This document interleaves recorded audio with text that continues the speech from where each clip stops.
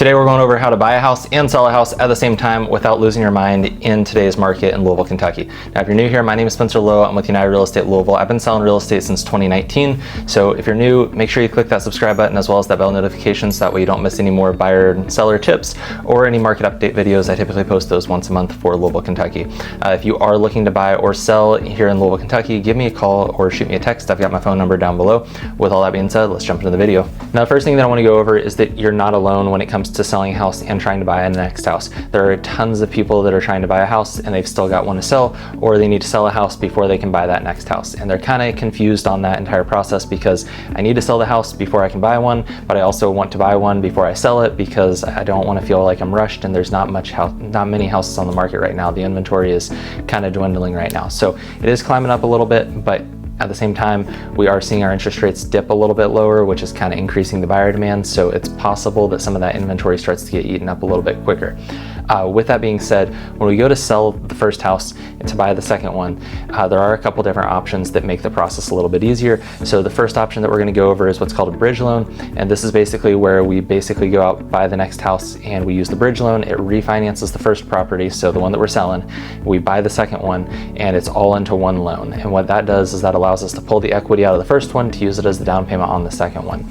Once we do that, then we successfully close on the one that you're buying. Now you own both properties at the same time, and then we list that one for sale and we refinance that bridge loan into a one mortgage, because when it sells, the old mortgage is essentially paid off, and then we just have that new mortgage on the second property that we just bought.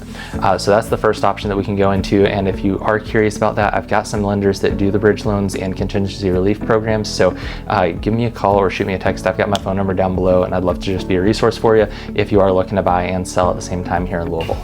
Now the second option for you if you are looking to buy and sell at the same time is we find and identify the property that we want to buy first, and then what we do is we make an offer on it, but it's contingent upon us selling our house first. And what that does is that essentially ties up that property. They say, yes, we'll do that, but you need to list your house. Typically it's a very short time frame.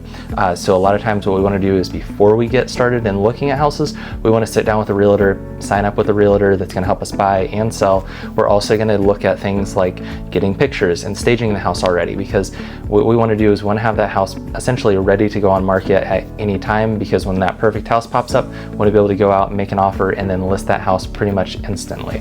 Now with that, what tends to happen and what tends to kind of make things a little bit difficult is that short time to list the property, because once that offer is accepted, a lot of times in that offer we're going to put 48 to 72 hours before that house needs to be on the market from them accepting that offer.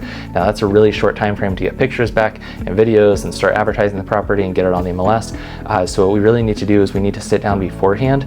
We need to discuss this buying process, the selling process, and then we also need to sign up with the realtor so that way they can help us with the buying process and the selling process. And a lot of times when we start signing up with realtors, what I'm going to do personally is I'm going to sign you up as a buyer, and we're going to look at your house, tell you what I think we can list it at, make sure everything's good there, and then we're also going to give you tips and tricks for staging it. We want to make sure that everything looks perfect before we go ahead and start looking for that next house, because we're going to be on such a short time frame. We also might go ahead and order pictures and videos before we find that next house, just so that way we've got them in the arsenal and they're ready to go out on the MLS with professional photos and videos of that property before we actually find that next house. Because otherwise we're going to be really, really cramped for time, and sometimes it's hard to get a photographer out there, especially in getting photos back within 48 to 72 hours. So we want to make sure that all that stuff's already lined up before we identify the next property. But essentially once we find the next property, we make that offer contingent upon successfully selling our house, the first house.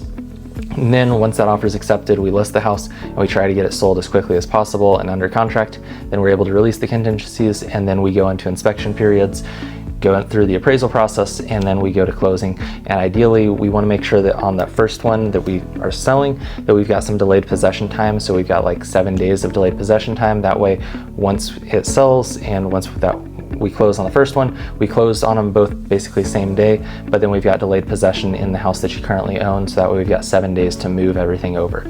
And that makes the process a lot simpler when it comes to doing that. One, the prep work is important because we want to make sure we get professional photos back in time, and the second part is we want to make sure that we know what our house is worth, because let's be honest, when you're selling a house and you're also buying a house, knowing what that house is worth in today's market that's realistic is really important, because it helps us plan our down payment on the next one, our payments for the next one, and the entire financing of that next one. So making sure that we know what the house is worth, as well as have our photos back and our videos back and our full media package back. That way when we list it with confidence, and we list it, going strong into it. It really helps us out on those contingent offers. Letting the listing agent know that, hey, on that first one, or the one that we're buying, letting them know that, hey, we've already got our media package done, we're ready to list it. Everything's been put in the MLS. All I have to do is click a button to make it live, and it's good to go.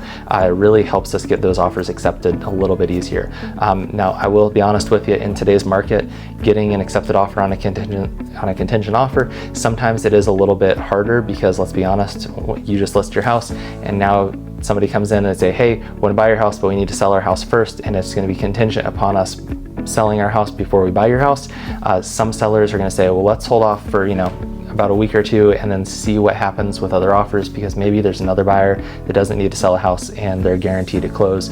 Maybe they don't have inspections or something else. I don't recommend skipping over inspections, but I will tell you that contingent offer versus non-contingent offer, sellers are typically going to lean towards that non-contingent offer, because they don't have to sit there and wait and wonder if you overpriced your house by $50,000 to $100,000. Do they list it with cell phone pictures? Are they actually advertising the property and trying to sell it? Or are they just trying to tie up my property and waste my time?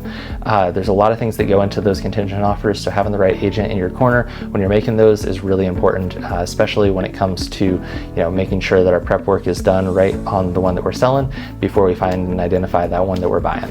Now, if you made it to this point in the video, I really appreciate you sticking around. Now, down below, I do have a handful of things for you. I've got my pre-listing checklist, my buyer's guide, and my seller's guide all down below. So if you are looking to get started, feel free to grab those. They're completely free for you. And if you are looking to buy and sell here in Louisville, Kentucky, and you want the right agent in your corner, and you want me to help you out with knowing what your house is worth, getting those pictures done before we find the next house, getting signed up as a buyer, and different things like that, give me a call or shoot me a text. I've got my phone number down below.